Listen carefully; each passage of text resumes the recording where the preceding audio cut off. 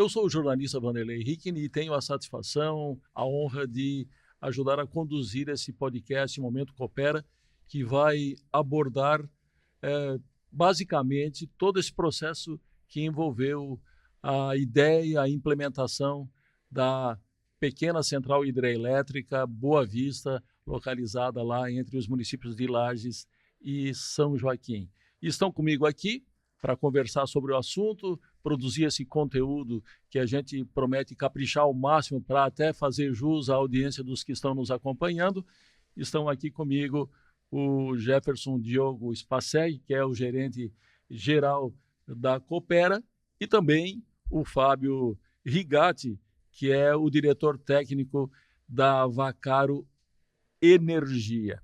Eu vou endereçar a primeira pergunta para o Fábio, porque Vacaro Energia puxa também Vacaro Group, que é a holding a qual a Vacaro Energia pertence. Então, conta para a gente, para início de conversa, como é que se dá esse processo de surgimento do Grupo Vacaro e também todo esse desdobramento em empresas que também, no caso da Coopera e da PCH Boa Vista, diz muito sobre o processo aí de desverticalização que a Agência Nacional de Energia Elétrica, a ANEEL, implementou e está cobrando das concessionárias de distribuição de energia elétrica, que na prática se traduz no surgimento de várias empresas que vão atuar nesse processo de separação e independência das atividades de geração, transmissão, distribuição e comercialização de energia. Como é que surgiu o Grupo Vacaro?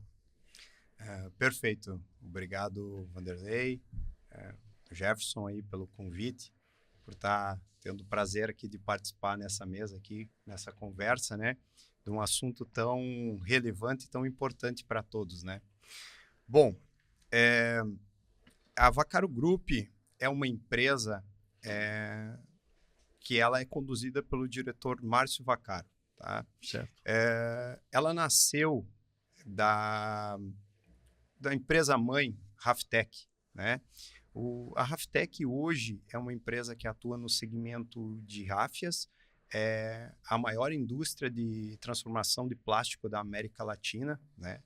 E o nosso diretor, Márcio, ele sempre teve esse espírito empreendedor, de inovar, de dividir, né? E nisso ele passou, com o sucesso da Raftec, ele passou a investir em demais outros setores, né? Entre eles a Nutrata, que é uma empresa de suplementação alimentar, que hoje está no Brasil todo, Vacaro Urbanismo, que é uma empresa que faz a parte de empreendimentos imobiliários, tanto no litoral de Santa Catarina, quanto no centro do estado, a região de Lages, e a região oeste, Chapecó, que é de onde a gente tem a origem, né? A origem da Raftec é a Xanxerê, hoje sediada em Xaxim, tá? Então, e dentre essa diversificação aí de investimento, surgiu o ramo da energia. Então, o Márcio Vacaro, diretor então da Raftec, investidor de PCHs, né? Nesse processo, a gente acaba se conhecendo, apesar de sermos da mesma cidade, nos conhecemos dentro de uma obra onde a gente desenvolvia o trabalho de construção e ele era investidor. E a gente foi convidado por ele a tirar 2 projetos que ele tinha na gaveta. Foi um desafio na época, eram 20 megas, 2 usinas hidrelétricas, para serem tocadas em paralelo. Uma em Jaraguá do Sul, hoje em operação, outra em Faxinal dos Guedes em operação. E desse negócio de desenvolver duas usinas hidrelétricas para um empreendedor, nasce mais uma empresa a fazer parte dessa holding chamada Vacaro Group, que é a Vacaro Energia, onde eu fui convidado a ser sócio, né? Então, para desenvolver esses projetos dele e buscar novos projetos e para dar seguimento à implantação e à geração de energia, que era um mercado que a gente sempre apostou.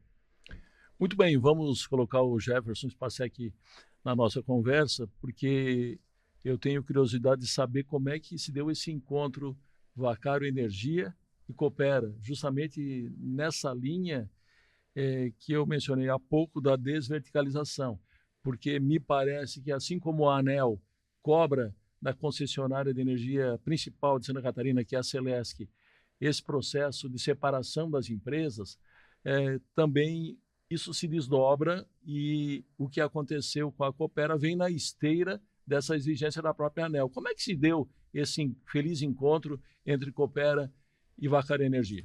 Wanderley, é um prazer estar aqui para falar um pouquinho do nosso produto final, aí, o último empreendimento, que é a PCH Boa Vista, que nos dá muito orgulho, né? Então, a Coopera, em 2016, ela definiu que ia trabalhar com outras áreas, né?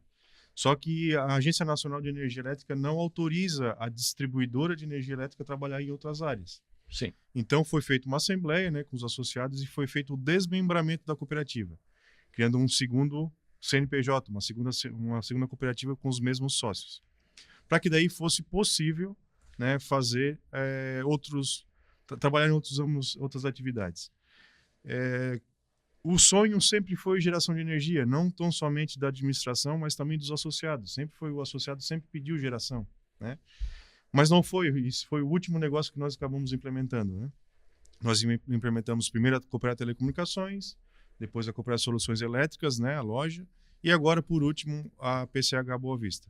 Mas não por ter sido o último empreendimento a ser feito, que foi o último a ser estudado. Usinas se estuda na Coopera há muito tempo, né?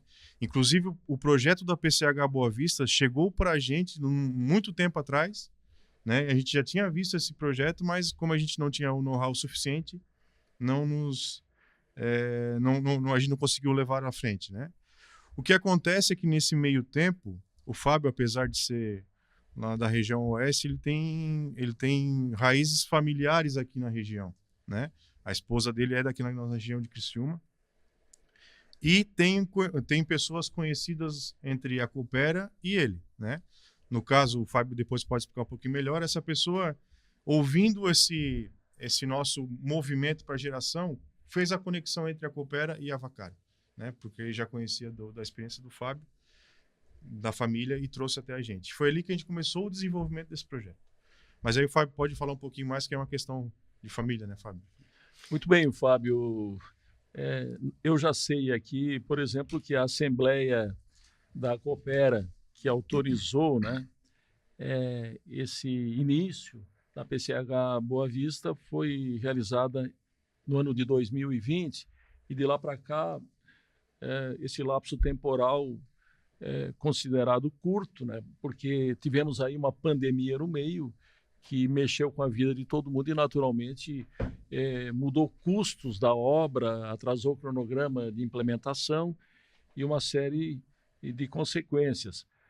Mas o fato é que essas PCHs e também as CGHs, que são centrais geradoras de energia, elas já não são uma novidade em Santa Catarina, porque o começo de tudo em matéria de geração de energia, inclusive capitaneado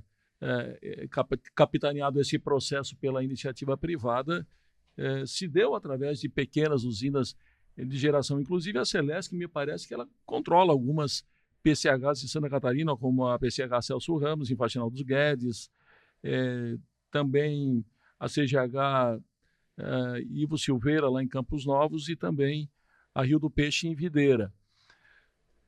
Agora a Coopera tem a sua PCH, e no Brasil, como em qualquer parte do mundo, a gente se preocupa com a segurança jurídica.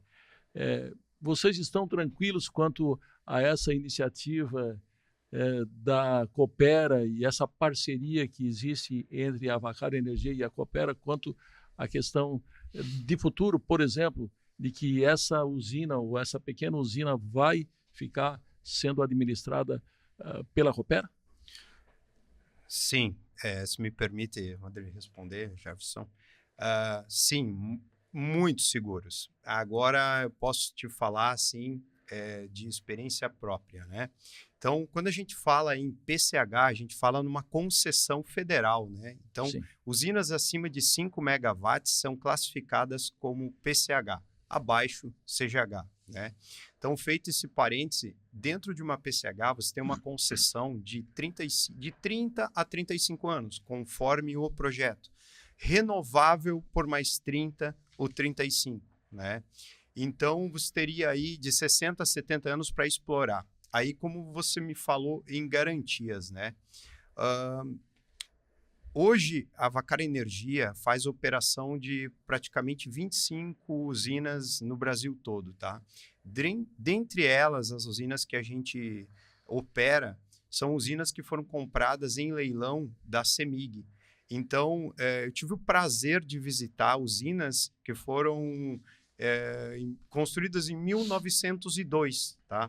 E algumas dessas usinas que estão lá gerando até hoje são PCHs que estão no seu segundo ano de concessão, ou seja, chegando já aos 70 anos, né? Do qual aí é feito um leilão e elas têm direito de compra, mas elas voltam ao Estado. Mas então, assim, o que eu quero dizer com isso? A descentralização dessa geração é algo importante para o país e complexo, né? Isso acaba nos dando uma segurança, porque hoje Santa Catarina é referência no Brasil em termos de geração de energia de pequenas centrais hidrelétricas, e o oeste catarinense, mais Xanxerê mesmo, é um polo nacional, né, desse produto. Lá é uma cidade que você vai encontrar desde turbineira até construtora, executoras de projeto, de linha, enfim, toda a cadeia necessária, né? Então, esse histórico que nos faz a gente pisar dentro realidade de usinas com 70 anos em concessão, que são distribuídas no Brasil todo, então exigem toda uma complexidade de operação, nos dá total segurança de que chegaremos ao final desse ativo sendo os gestores. Além disso, é importante, Vanderlei, salientar que o mercado de energia elétrica ele é altamente regulado, né? A Agência Nacional ela regula tanto a distribuição, transmissão como geração de energia de uma forma que tem que ter muito embasamento técnico e jurídico para estar operando, né? Isso desde a entrada da energia até o seu consumo final. Então, além do que o Fábio falou, temos as questões regulatórias, temos as questões ambientais, temos as questões de outorgas, que elas nos garantem essa perenidade do negócio. Pois essa pergunta precisava ser feita porque, afinal de contas, um dos objetivos aí dos princípios cooperativistas é a transparência, é levar a boa informação para os cooperados. Então, se pode ficar tranquilo quanto a isso. Sim, isso é bem tranquilo. Muito bem, as PCHs aí, até onde eu andei pesquisando, elas têm uma potência instalada entre 1 e 30 megawatts. E eu gostaria de saber qual é a potência instalada, o que poderia ser o ápice da geração aí da PCH Boa Vista e em que situação ela está operando no presente momento. A nossa PCH Boa Vista é uma PCH com a carga instalada de 5,6 mega. 5,6. Isso quer dizer o quê? Que há momentos que ela vai estar gerando a 5,6 mega e há momentos que ela vai estar desligada. E depende do volume de água que tem o rio, né? Mas a gente considera sempre uma energia firme, que seria o quanto que ela vai operar na média durante o ano. Então, esse nosso médio hoje é 2,8 mega. Então, nós podemos dizer que é uma usina de 5,6 de 2,8 mega firme, né? Além disso, a gente tem que considerar que há usinas que geram com potências menores, médias menores, outras maiores, né? Mas a concepção do nosso projeto é para isso. Se o Fábio quiser complementar. Eu gostaria de pedir para o Fábio mencionar também os contratos que já foram celebrados e o que isso representa em termos de fluxo de caixa no momento, né, com essa potência média a qual o Jefferson Spacek se referiu há pouco. Eu acredito que até seja uma curiosidade saber o que 1 mega watts de energia pode representar. Eu estava pesquisando e agora você que é engenheiro eletricista, Jefferson, me corrija se eu estiver errado. 1 megawatt ele poderia acender 100 mil lâmpadas de LED de 10 watts. É isso, mais ou menos? Na realidade, quando a gente fala em 10 megawatts, né, ou 5,6 ou 2,8, a gente está falando de demanda, né? A gente está falando de capacidade instalada. Quando a gente vai para consumo, que é o quilowatt-hora, aí a conta é um pouquinho diferente, né? Então eu teria que fazer um cálculo, mas não fugiria muito disso aí, não. Tá? São grandezas muito próximas, mas uma é com tempo e outra sem tempo, né? Muito bem, Fábio. Sobre os contratos. Bom, uma das coisas que a gente pode assim se vangloriar e comemorar mesmo, que traz o sucesso do nosso empreendimento, foi a venda da energia, né? Em 2022, a gente participou do leilão regulado ANEEL, né? Onde a energia seria entregue no A4. Seria o quê? É um leilão feito em 2022 com uma entrega de energia programada para iniciar em 2026. E quanto antes nós deixássemos pronta a usina, a gente poderia vender a sua energia antes da entrega do leilão, né? Então, isso aconteceu. Hoje a usina está em operação, em plena carga, com as 2 turbinas, né? 5,6, como diz o Jefferson, só dependendo de fluxo de água mesmo, de chuva. E nós celebramos já esse ano o nosso primeiro contrato, tá? Inclusive, conseguimos um preço bem interessante, foram vendidos praticamente 70% aí, 70%, um pouquinho mais, quase 80% da garantia firme dela num contrato de R$341, o quilowatt-hora, né? O que representa isso financeiramente? Representa um faturamento médio de R$500 mil.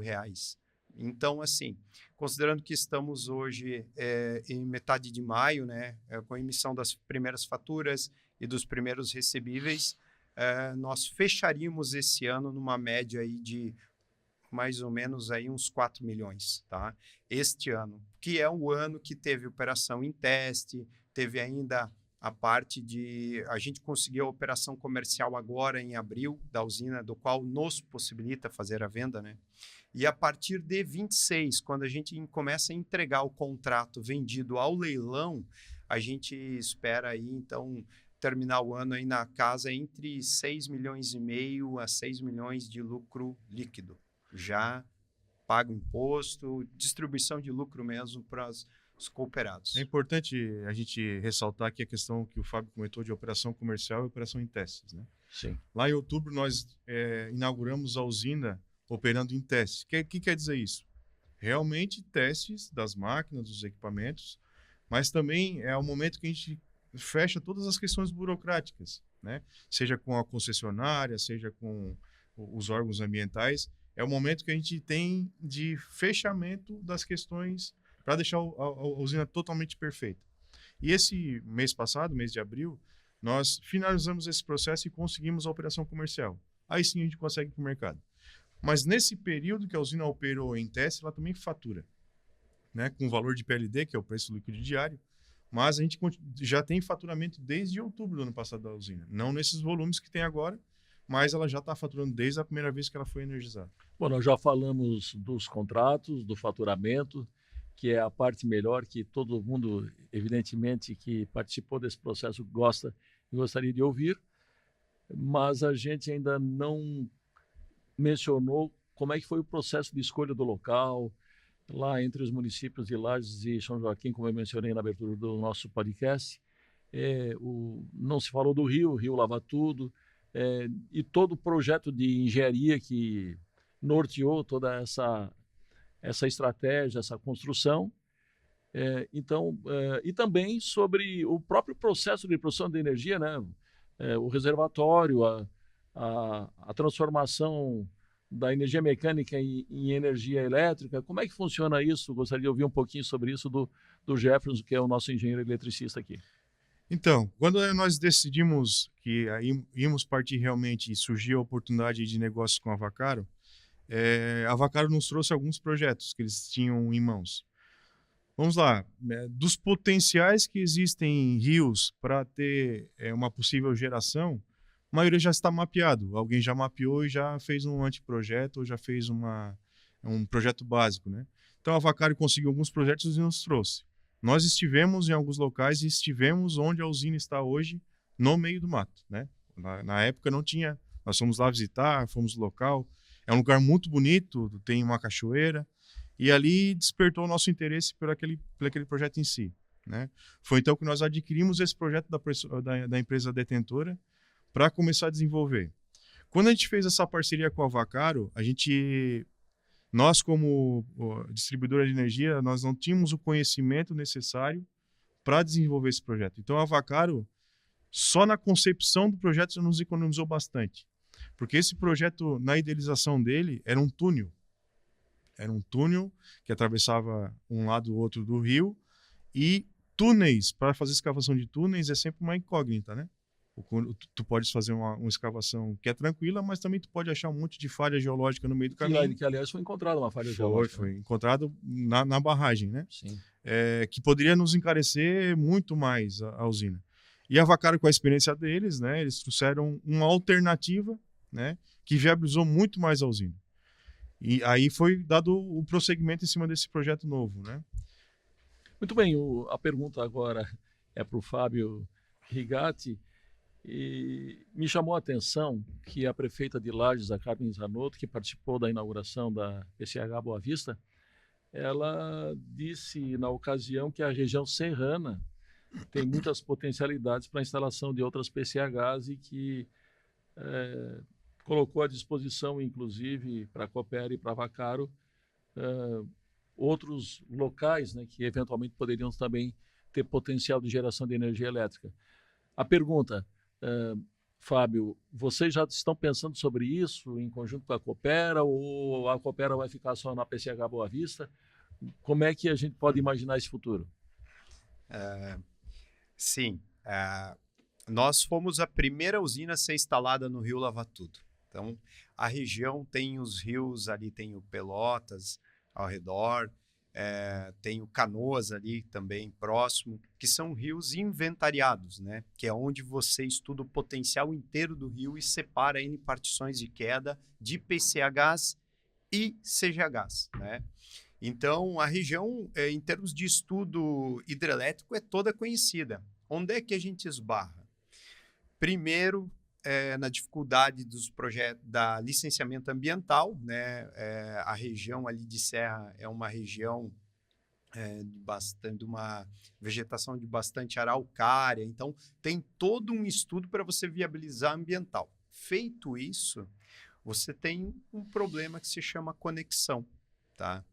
Ou seja, como você falou, a própria Carmen, né, Zanotto, e não só Lages, mas vamos falar de governo agora estadual, existe uma direção do governo estadual, num programa chamado Energia Boa, que vão levar, se eu não me engano, são 5 subestações na região de Serra.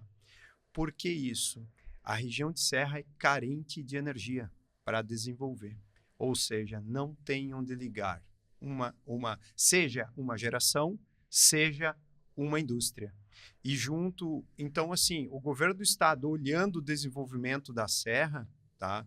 Ele cria uma Energia Boa, do qual vão trazer subestações que deem condições de que esses projetos saiam do papel. Por que a gente direcionou o PCH Boa Vista à Coopera? Primeiro, ela já tinha feito o estudo integrado de bacia do Rio Lavatudo, que leva alguns anos para ser aprovado. Então, ela estava à frente ambientalmente, já tinha licença de instalação. Ela só, quando a gente fechou o negócio, ela faltava um documento, né, que a gente acabou buscando junto ao IFAM antes de começar a obra. Esse foi um dos motivos também que nos atrasou um pouco o início, né? Até foi um pouco anterior à pandemia essa ocorrência. E ela tinha onde conectar. PCH Boa Vista conseguia conectar na subestação, era comportada na subestação São Joaquim. Então, esses foram diferenciais que nos fizeram olhar para esse projeto e, opa, isso faz sentido. Que existem muitos projetos, mas não estão maduros, né? E esse era um negócio que, na época, a gente viu o sentido e, por ser em Santa Catarina também, acabou fechando com a Coopera. Mas hoje o desenvolvimento da Serra Catarinense está amarrado a investimentos em linha de transmissão subestação para que a gente tenha uma energia de qualidade para que possa se desenvolver esse local tão bonito do nosso estado. Jefferson, o Fábio mencionou agora linhas de transmissão. Esse foi um outro problema, né? Um outro desafio, porque a localização, naturalmente, não dispunha, né, naquela localização da infraestrutura de linhas de transmissão já instalada. Como é que vocês negociaram isso com a Celesc? Então, toda usina ela tem que se conectar em algum lugar, né? Independente de onde for, ela tem que fazer esse meio tem que ser construído pela usina.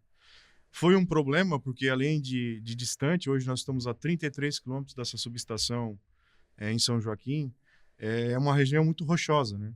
Então, para fazer linhas de transmissão, apesar de ser linhas de transmissão em tensões mais baixas, tu tem que fazer escavação de rocha, detonação, enfim. Esse foi um problema, vamos dizer, técnico. Mas, ao mesmo tempo, nós conseguimos uma condição com a Celesc de doação dessa linha. Então, 25 quilômetros desses 33, eles serão doados para a Celesc.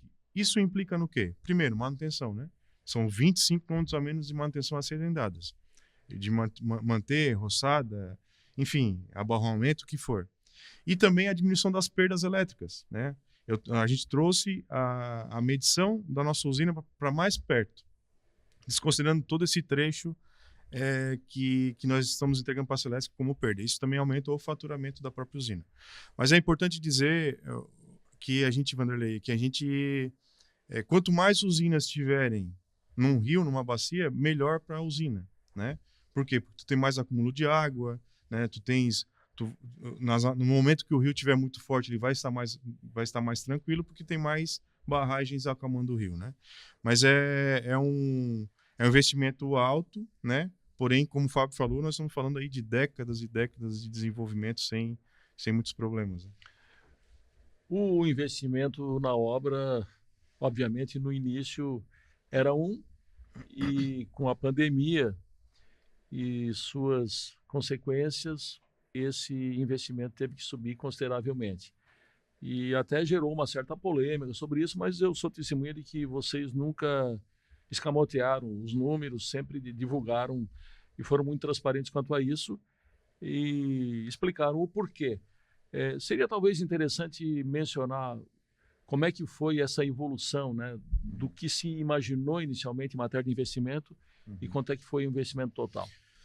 Nós iniciamos esse projeto, né, com um orçamento de 31.750.000. E, como o Fábio falou, tivemos alguns problemas para iniciar a obra e iniciamos a obra com esse orçamento, né? Passado algum tempo, nós pegamos a pandemia de cheio. A pandemia foi não foi no meio da nossa obra, foi ali quando nós estávamos nos 20% e 30% da obra, iniciou a pandemia. E usina é commodity, não, é ferro, é concreto, é diesel, porque na região não tem energia elétrica, então a gente tocou 100% da obra com diesel. Então, eu cito bastante o exemplo do diesel, né? Nós iniciamos a obra pagando 2 e pouco no diesel, nós chegamos a pagar quase R$8 no litro de diesel. Então, a gente acabou tendo essa dificuldade.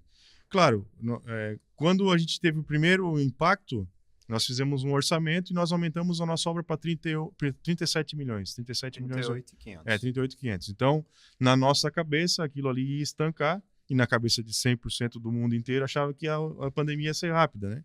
Mas não, as coisas foram piorando e a construção civil, ao contrário do que se imaginava, ela explodiu, né? Explodiu obra e aí começou a faltar material. E cito bastante a questão do ferro, que o ferro a gente só conseguia tê-lo na obra se a gente pagasse adiantado. Não tinha condição de pagar parcelado, tinha que fazer o aporte para eles descerem até a nossa obra. Então, realmente, a obra chegou aí num nível muito maior do que a gente esperava, né, de 75 milhões, mais ou menos 75 milhões. Isso não era previsto, mas o que nos deu tranquilidade é que nesse leilão de 2022, nós conseguimos um excelente valor. Na época, eu acho que foi o segundo melhor valor do ano, né? Terceiro melhor valor do ano de venda de energia. O que viabilizou a usina, né? Que viabilizou os investimentos, que hoje ela está aí operacional, que se for da vontade do associado de colocá-la a vender, com certeza ela já é muito mais do que 75 milhões. Esse tempo necessário para recuperar um investimento gira em torno de quanto? Nós consideramos aí, Vanderlei, na média de 8 a 10 anos para tirar esse investimento, né? É um número expressivo, de 8 a 10 anos, mas quando a gente fala de uma vida de 70, 80 anos, a gente está num valor bem baixo.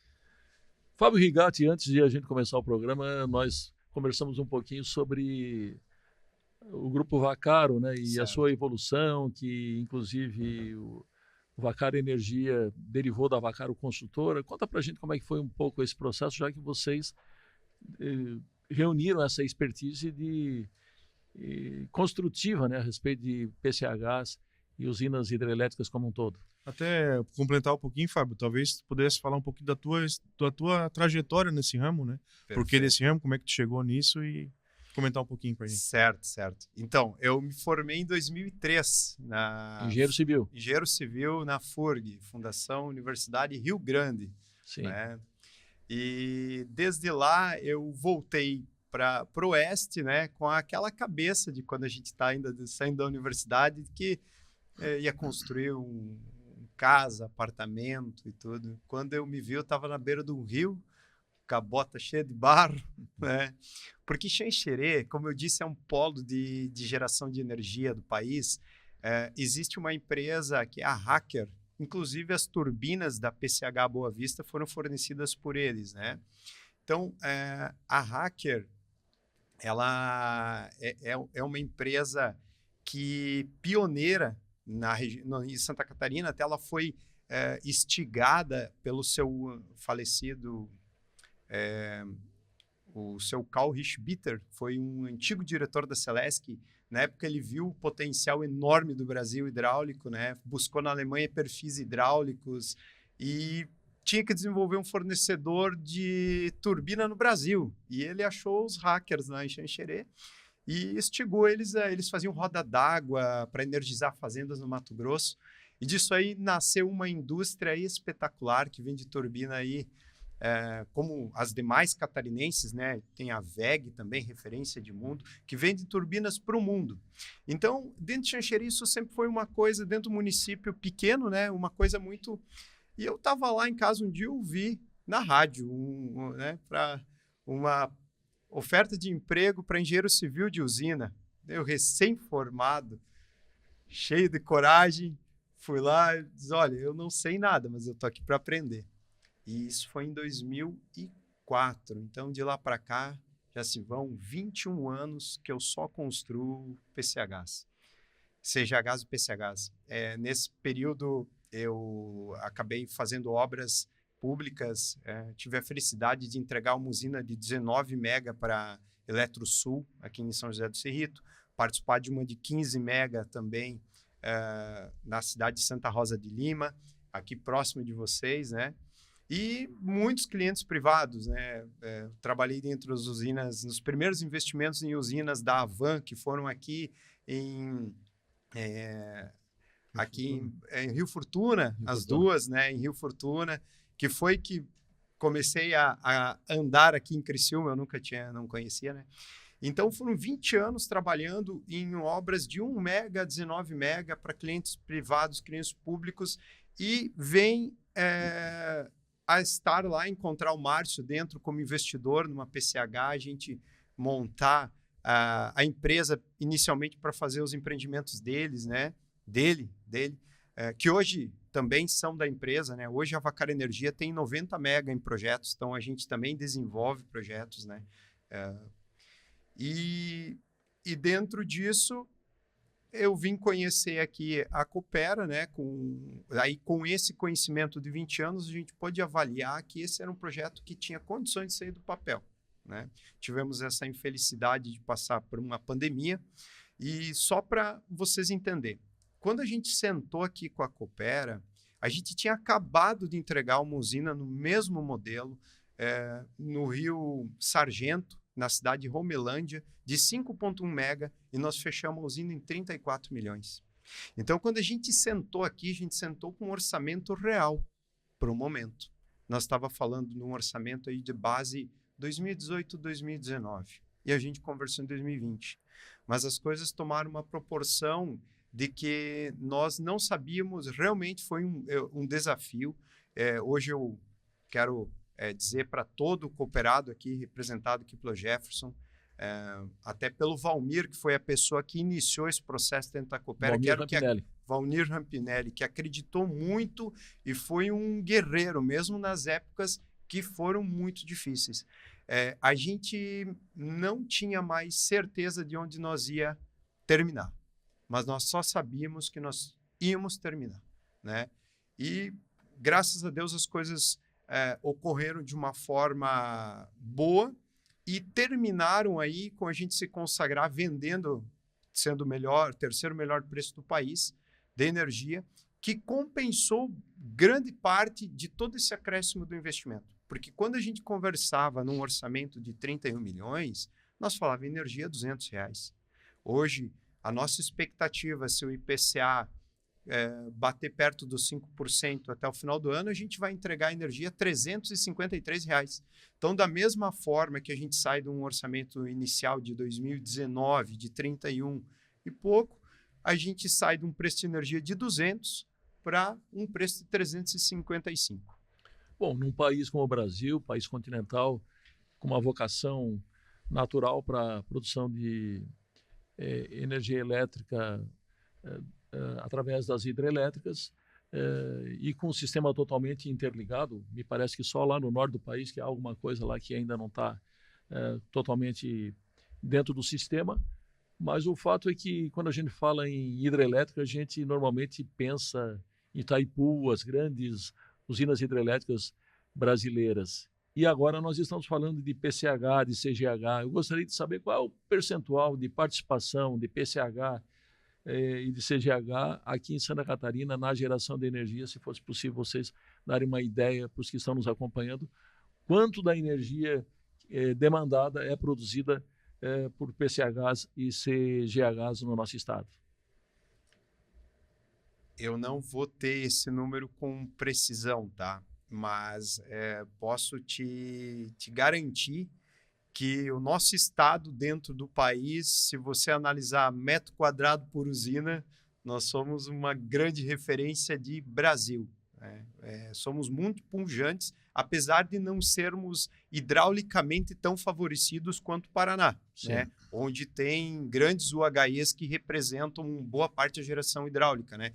E mais do centro-oeste do país. Mas Santa Catarina, com certeza, está entre os estados com mais pequenas centrais hidrelétricas em geração hoje e se assim, for levantar a fundo, talvez com maior índice de projetos no país. Bom, agora a pergunta é para o Jefferson, porque o Jefferson pode falar em nome da Coopera, diretamente para o cooperado, a respeito dessa inserção, né, da Coopera no processo de geração, que, como naturalmente a gente já mencionou, é decorrente também dessa exigência da desverticalização, ou seja, a Coopera, na sua concepção original, não poderia tocar distribuição, comercialização e geração de energia com um CNPJ só.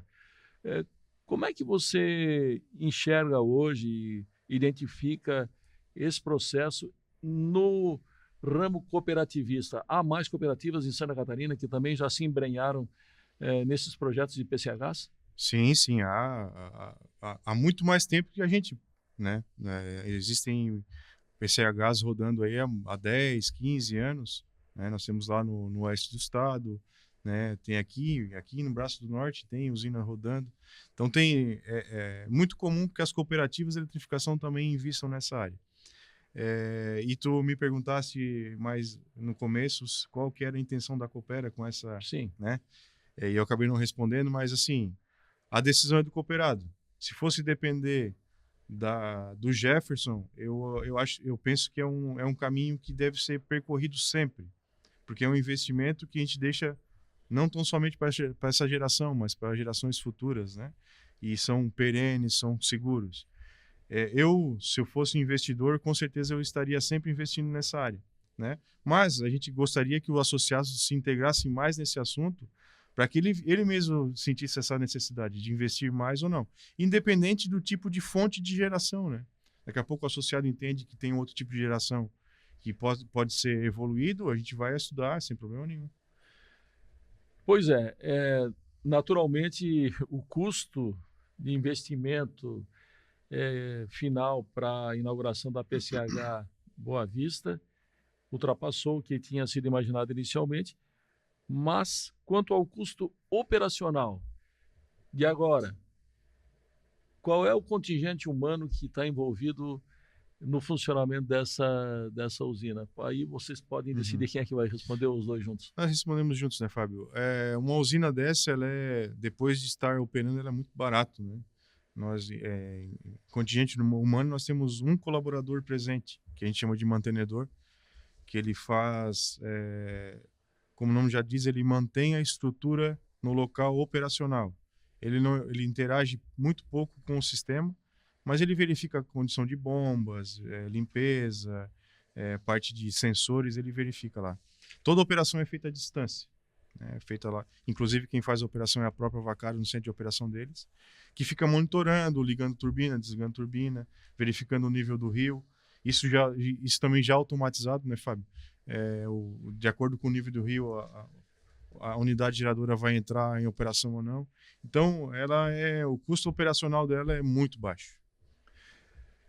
Quer Perfeito. falar alguma coisa, Eu Fábio? gostaria de complementar, até para poder explicar um pouco mais o que é a Vaccaro Energia hoje, né? Como você anteriormente mencionou.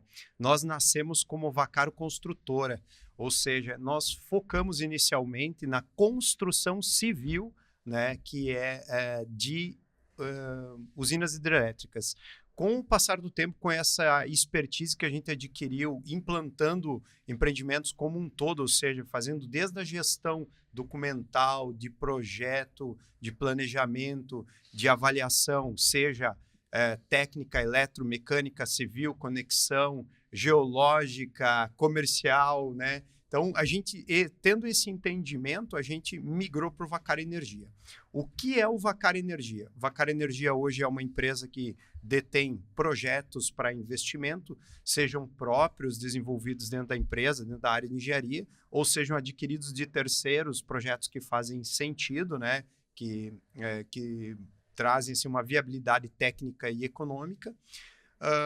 Todo o potencial que a gente tinha de construtora, a gente passou a ser uma locadora de equipamentos pesados para construção civil, né? Desde a parte de controle de qualidade de concreto, terraplanagem, porque é uma obra extremamente técnica. Uma usina é para durar 100 anos, o concreto que está lá. Então, ele tem um controle por trás muito rigoroso. Então, a gente tem toda essa estrutura que a gente coloca para o mercado também, né? Então, são os projetos, são a estrutura de locação e a operação e manutenção, que a gente foi tendo usinas próprias e operando, e esse conhecimento fez nós levar ao mercado um produto que se chama operação da usina. A Vaccaro Energia hoje está operando a PCH Boa Vista num sistema totalmente automatizado, tá? Que toma decisões segundo por segundo, baseado em leitura de níveis de água, baseado em informações das estações telemétricas de chuva, fazendo com que o mantenedor da planta, uma pessoa só, em horário comercial, dê conta de manter, varrer, limpar, deixar as coisas, né, ouvir se tem um barulho, alguma coisa. Mas o sistema da Vaccaro de operação remota, à distância, 24 horas, ele toma decisões em cima de níveis, ou seja, extrai a melhor eficiência energética por litro de água que passar dentro da nossa turbina. Então, a gente fez esse investimento, montou um centro de operação, tanto que hoje estamos atendendo a Âmbar Energia, que é uma gigante aí do setor de energia, ela tem 5 GB em instalação, e a gente tem a felicidade de ser os operadores das usinas deles, né? Então, a gente traz toda essa tecnologia que a gente investiu de operação para dentro dos nossos ativos. Inclusive esse aqui em parceria, né, com a Coopera. E essas estações que medem aí os índices pluviométricos no nosso estado, elas estão bem espalhadas ou uniformemente espalhadas no nosso território, de modo a dar uma perspectiva, uma garantia de que o nível de precipitação vai ser mais ou menos regular ao ponto de viabilizar o funcionamento da PCH o ano inteiro? Sim. Isso é uma coisa que o Brasil faz muito bem, tá? Nós temos uma grande rede, né? São várias bacias. O Brasil é rico hidraulicamente, né? E a gente tem um controle através da ANA muito interessante. Para ter uma ideia, os estudos que remetem à base de técnica que desenvolveu o projeto da PCH Boa Vista são mais de 50 anos, tá? De leitura de rio. Agora, quando a gente fala em rio, fala em natureza, a gente sempre tem uma condição, como que eu posso falar? A gente tem uma certa dúvida no negócio, né? Que nem sempre a engenharia consegue prever ou expressar, né? Em números. Não tem como não falar disso, porque a gente começou a usina PCH Boa Vista em 15 de junho de 2021. Em outubro de 2023, ou seja, 2 anos e pouco após, elas estavam em teste, né? Só aguardando a gente finalizar a linha de transmissão na época. E a gente foi, infelizmente, afetados por uma grande cheia, né, no Rio Lava Tudo, do qual nos levou aí quase que a estaca zero, né? E a gente teve que passar por um período bem difícil, que foi de esgotar, limpar todas as estruturas, levar todos os equipamentos de volta à fábrica, abrir, trocar tudo que é equipamento eletrônico. Isso, né? Não dava para prever? Não dava. Para você ter uma noção do que aconteceu, né? A régua de medição da ANA, que fica embaixo da ponte do Rio Lava Tudo, ela não tinha medida da água. Ela nunca teve. As medições são feitas por uma família que mora ali ao lado, de gerações e gerações. Já está na 3ª geração que acompanha as medições daquela régua telemétrica, né? Que pega as flutuações do rio. E passou 2,20 metros acima do marco máximo histórico, que nunca tinha sido registrado. Então, a gente tem um exemplo aí também.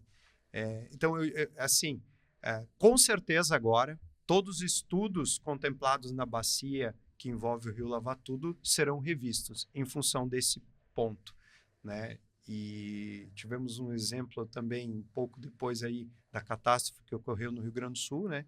Do qual existe uma previsibilidade histórica, sim, de tempo de retorno de 10 mil anos. Mas 10 mil anos pode ser amanhã, né? Então, a gente, depois daquele ocorrido, voltou para a usina, refizemos todo um projeto.